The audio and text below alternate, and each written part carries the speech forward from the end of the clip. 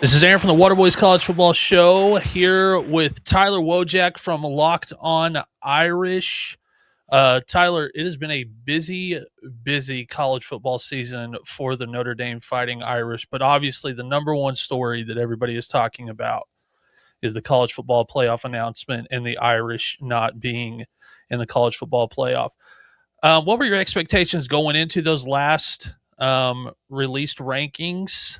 And were you as confused as the rest of us in college football? Well, I did not feel great after the penultimate rankings when they flipped Alabama and Notre Dame because Notre Dame had been ranked 9th for 3 straight weeks. I felt pretty comfortable in that spot.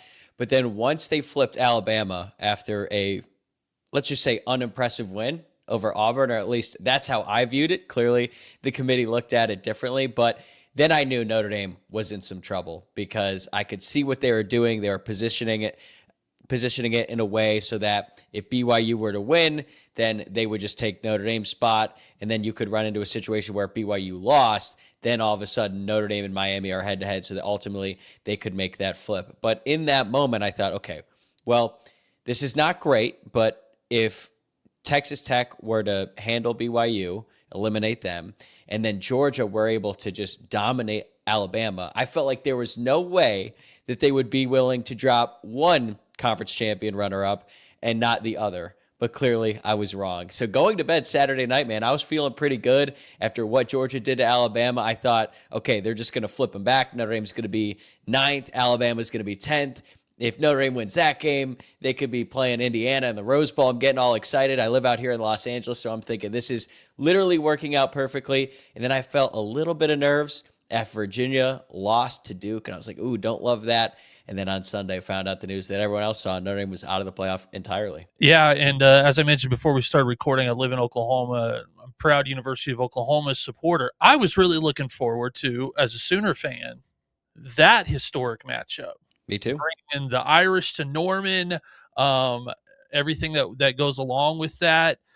I think, and you tell me if I'm wrong, I think that the committee really made a statement with this that I don't think that they're necessarily prepared to have to live with. And I don't know what regular season games matter now. Which ones matter? I can't figure out what the point, how this is supposed to work. And this almost sets up more talks for conference or for a playoff expansion, which I think is bad. And personally, I understand your point about playoff expansion. I'm with you. Even though Notre Dame was the one who got snubbed in the 12-team playoff, I don't really think a 16-team format is going to change anything because we're going to have the same conversations about teams ranked 17th and 18th and 19th. Like, I would not have wanted to hear any argument from Michigan fans. And apologies to all the Michigan fans watching or listening. I know you guys have been going through it this week. But that team just has no business playing for a national title. They didn't do anything in the regular season to earn it. They went 9-3, and they lost 3 games. And you could honestly make the case that Notre Dame didn't earn it either.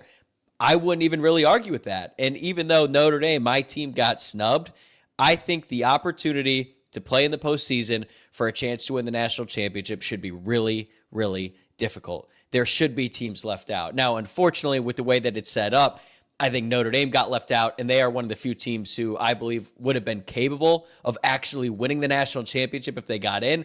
I certainly don't think the group of 5 teams are able to, or Alabama, or even some of the teams ranked even higher than that. So it's unfortunate how it worked out, but I'm with you. I don't think expanding the playoff to 16 teams is really going to change anything. We're just going to have the same old conversation, but at this point, it just seems like 16 teams is inevitable. Yeah, and for those that want to argue with either of us, there's 64 teams in the NCAA men's basketball tournament, and we argue about teams 65 through 70 at tournament time every year. So speaking of the Big Ten, obviously there's been a lot of crazy things happening in the Big Ten conference, which you guys are right up there around that kind of it's so weird. You guys play an ACC schedule heavy. You get lumped in with the Big Ten whenever news gets breaking. Just to put it all to bed, are you worried at all about your head coach even taking a phone call from the University of Michigan? No, not Michigan. If Marcus Freeman leaves, if and when I should say, because he's not going to be at Notre Dame forever, it's going to be for the NFL or potentially Ohio State if Ryan Day decides to leave. But the idea that a former Buckeye who was actually down to Michigan, Ohio State, and Notre Dame when he was picking between his schools. The idea of a former Buckeye leaving Notre Dame to go to Michigan is just, it's incomprehensible to me. I am much more concerned about potential NFL openings than I am about the University of Michigan. What is it about Marcus Freeman? On our show, we talk a lot about he seems to be a builder of men type of coach. What is it about Marcus Freeman that makes him different than some of the other coaches in those top 5 jobs? I think he embraces everything about Notre Dame, like all of the things that make his job harder, like the academic restrictions, the location, all of that stuff. He has figured out a way to embrace that, and he uses that to sell the program to recruits who, probably weren't considering Notre Dame at the start of their recruitment. And so far, he's proved that he's an exceptional recruiter. This class that Notre Dame just signed in 2026 is going to go down as one of the greatest ever in terms of like the internet recruiting rankings. They're top 5 across the board. So his ability to reach out and establish relationships with all kinds of different people across the board. Like, it's not just recruits, it's their parents. And then he had to get buy-in from the administration. So I just think he has a really captivating personality. He's a great motivator, a great leader of men and women. So I think that's why so many people want to play for him or they want to coach for him, because I think he has built an incredible staff. The fact that he was able to lure Mike Denbrock away from LSU, where he was coaching with Brian Kelly. Mike Denbrock was in Brian Kelly's wedding, and he just had the Heisman Trophy winning quarterback in Jane Daniels. The fact that he was able to convince Mike Denbrock to leave LSU and come to Notre Dame, I think, is a perfect example of the type of person Marcus Freeman is and why he's been so successful as a head coach. We put a video out a few weeks back that we called Notre Dame the most underrated team in the country, with the most underrated player in the country. This is a weird year for the Heisman. Here at the Waterboys, we hold to that this is one of the weakest QB classes as far as a Heisman quarterback class goes. They put Jeremiyah Love in. He's going to be in New York. I think he's special, and I think he's playing on Sunday special.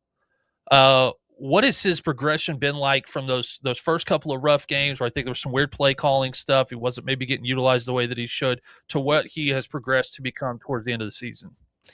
Man, Jeremiah Love is so good. And that is honestly one of the saddest things about how this all ended for Notre Dame is, like, once I came to grips with the fact that the season was likely over at the time, Notre Dame had not opted out of the bowl yet, but I realized, whether they play in the Pop-Tarts Bowl or not, we're not going to see Jeremiah Love in that game. So the realization that Jeremiah Love's career at Notre Dame was a bitter pill to swallow, because he has been an exceptional player since his freshman season.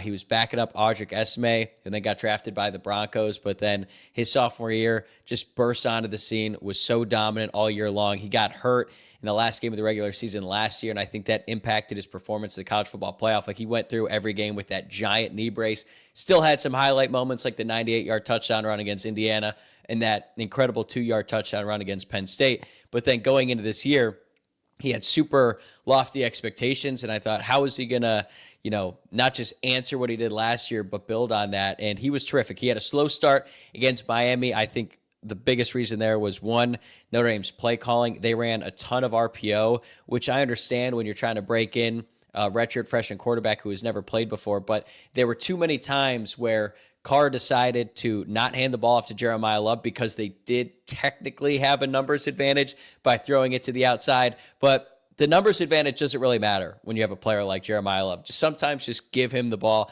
And I remember going back and watching some of that film from the All-22 angle. There was like 2 or 3 times where Jeremiah Love did not get the ball, and he was jumping up and down, pissed off, and you could see, like, man, that's a touchdown. That absolutely could have been 6 there if he had actually just handed the ball off to Jeremiah Love. So slow start in that first game, comes out against Texas A&M, has a fantastic game, scores what should have been the game-winning touchdown, but then the defense gave up that game-winning drive at the end. But from that game 2 on, it was just foot on the gas all year long, and he just dominated teams and had one of the best seasons of any Notre Dame running back ever. Yeah, he's unbelievable. I made the comparison to Adrian Peterson early, about week 4 or 5. People thought I was nuts, and I said, when he gets in space, you cannot catch him, but he can still run with power, which were the 2 things that Adrian Peterson did so well in college at Oklahoma. Talking about the bowl game, you guys caught a lot of flack from what I will call casual college football fans about the bowl game. I'm an old guy. I turned 40 this year. I didn't care about the bowl games when I was 18. I don't care about them now. If they're outside of the New Year's six bowls, and there's a couple exceptions there, I think they're a waste of time. I think they were something that was used so the college kids could get free stuff. Well, they don't need that now. Right. Does it bother you at all that Notre Dame said no to a bowl game? It does not bother me one bit. And I was really surprised by the reaction to Notre Dame's decision to opt out of the game. But as the week has gone by, and look, we're taping this on a Friday, it has been a rough week for Notre Dame fans. Not only are you snubbed from the college football playoff, the best player in a generation is headed off to the NFL, even though he hasn't technically announced it yet. Like, he's going to have the Heisman ceremony tomorrow. That's going to be really cool. They're going to be showing all of his highlights. And then I think it's actually going to make me more upset that it's over and that we aren't going to be able to see him play in the college football playoff again. But the reaction and the vitriol of so many people because Notre Dame decided to not play in the Pop-Tarts Bowl has really been surprising. And two, I just think it's disingenuous because I have not seen one person come out and be really critical of Notre Dame's decision who did not already hate Notre Dame. Like, I have not seen one person who genuinely likes the program, has respect for the program, change their mind. I think what it is an opportunity for all the people who hate Notre Dame, and there are plenty of people who are like that. I get it. As a Notre Dame fan my entire life, I've dealt with a lot of you, and there's a lot of things that people hate that I actually understand. But I think it was a great opportunity for all of those people to sort of dance on Notre Dame's grave because they didn't make the playoff, and then they make this decision. Like, I got a kick out of all the Georgia fans who were like making fun of Notre Dame for opting out of the playoff, and they were like, Georgia's building a culture after they missed out on the playoff in 2023. They took it to Florida State, and the trajectory of the programs are that much different. I'm sitting there like, okay, did playing in that bowl game against Florida State help you the next season when you played Notre Dame? No, Notre Dame won that game pretty handily. So I think a lot of the arguments don't really make a ton of sense. I get it from the perspective of people who are a little bit older who always have cared about the bowls, and I think it's just another sign that the bowl system that they liked before is just dead. It's been dying. Now I think you could say it's officially dead. And the last point on the Pop-Tarts Bowl, they'll never say this. Marcus Freeman, Pete Bavacqua, the players. If it weren't such a ridiculous event, if it wasn't made for social clips on the internet to go viral, if it were like the Gator Bowl, they might have played. But imagine going from thinking you're going to be competing for a national title to a few weeks later playing in a bowl game where an adult wearing a Pop-Tart mascot sacrifices himself in a toaster in front of fans. Like, it's just so different, man. So, again, I guess the only thing I was bummed about was that the season was officially over, but I understand why the guys and the coaches and everyone made that decision, and I think the reaction, I just don't pay it any mind because it's like, why would I care? No, I 100% agree with you. There are certain brands in college football that should just not play in the Pop-Tart Bowl. We both root for two of them. I don't ever want to see Oklahoma. Yeah, I like the Pop-Tart Bowl. If it's like two 8-4 or 7-5 teams, then this is entertaining. This is ridiculous. But like, I also don't understand how ESPN and the ACC, the Big 12, because I understand ESPN was going to bill that as like, oh, these are the first two teams out of the playoff, which is a compelling matchup for a bowl game. Why would you use the Pop-Tart Bowl for that matchup? Do the Gator Bowl. Do, I don't know, any other bowl, and maybe they would have played. Again, they'll never admit it.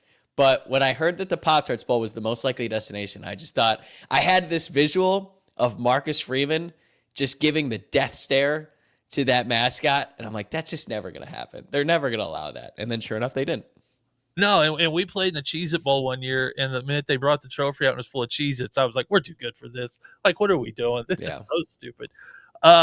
The ACC, sometimes I feel like people don't know how good they have it when they have affiliation with a program, especially when that conference needs all the good branding affiliation with teams that they can get. Because the ACC as a football conference is this close to turning into the Pac-12. I mean, I do not understand the ACC coming after Notre Dame, and I respect your athletic director a lot for that. He has done some of the rounds and spoken out. Is there been a contentious relationship with Notre Dame and the ACC for a while, and the rest of us are just kind of hearing about it? Yes, it's come to light recently, and I think what a lot of people get confused by is they just think it's all about a couple tweets. Like when the ACC official Twitter account posted like a blind resume between Notre Dame and Miami.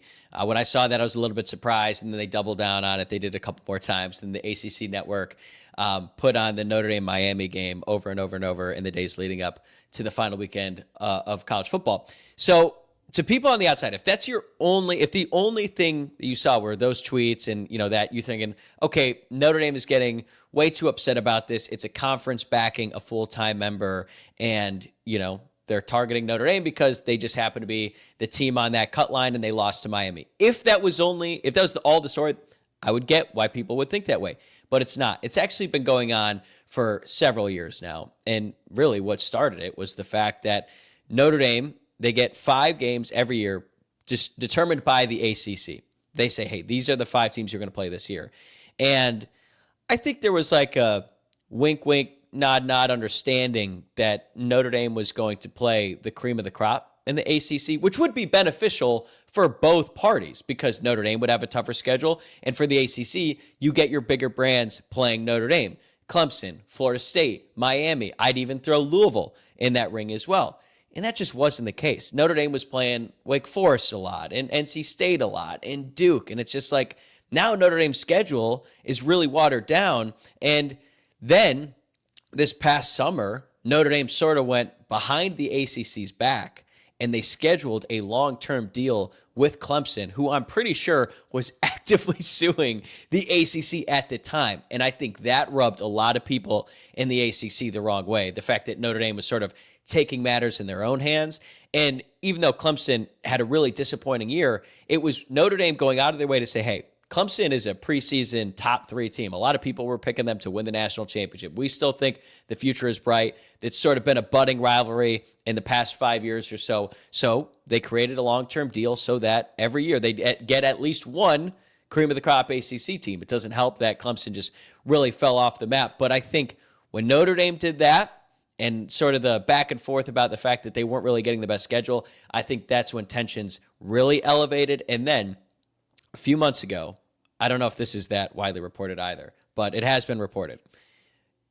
After the first tweet, when they did the blind resume, the ACC sent a conference-wide email to every member, basically providing the necessary talking points to undermine Notre Dame's playoff resume, not just to Miami, to literally every single school, and accidentally, wink, wink, included Notre Dame on that email. So Notre Dame saw that, and it's, okay, you're not just like tweeting stuff for social media. This is a coordinated effort by the entire conference to sort of target and undermine Notre Dame's playoff resume and try to prevent them from getting in the playoff. That was the final straw. And I'm surprised Pete Bavacqua hasn't come out and said that, but Matt Fortuna has reported on it. There's been a couple other leaks as well. So once that happened, that's where you get the "there has been permanent damage done" quote from Pete Bavacqua, because after that, there's no coming back from it. Yeah, it's one of those deals, and your athletic director came to the airways with receipts talking about when Notre Dame comes to your town, it's a deal, it's a big deal. Oklahoma stole that from you guys years ago. We'll go on the road out of conference games and play teams way out on the coasts because of that. It was something that we learned from Notre Dame.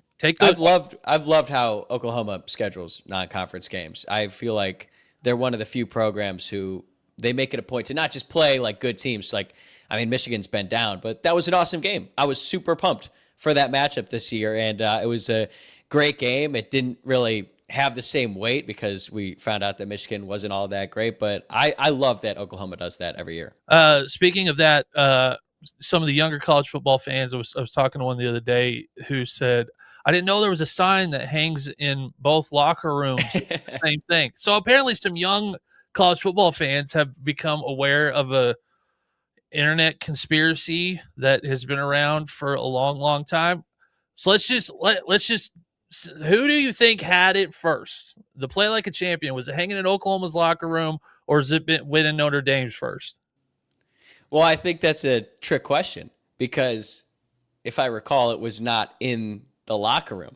Notre Dame was the first to put it in the tunnel. I think it was on I don't remember what's the original story where Lou Holtz saw it on like a little thing on a desk or something like that, and then he put it in the locker room, and then Oklahoma. I don't know. So Oklahoma had the phrase. Notre Dame put it down the tunnel. So I think that's where the misunderstanding is from.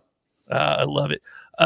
Tell everybody where they can check you guys out. You guys do some great stuff. Somebody's a Notre Dame fan or just a college football fan in general, where they can check you guys out. Yeah, so I host Locked On Irish. It's a daily Notre Dame podcast. It's available on YouTube, available on all the podcast platforms as well. You know, even though the season is over, we continue to do daily stuff. And honestly, this time of year, you almost forget that there still are games because you had signing day, the transfer portal is heating up, and that's what everyone wants to talk about here in the coming weeks. So despite the fact that the season's over, we still got plenty of content on the feed. So yeah, go check us out. If you're into the Irish or just want to talk some Notre Dame football or want to tell me why you hate Notre Dame, because a lot of people have figured out that's a good way to do it too. Tyler Wojciak, Locked On Irish. Thanks, buddy. Thanks, man.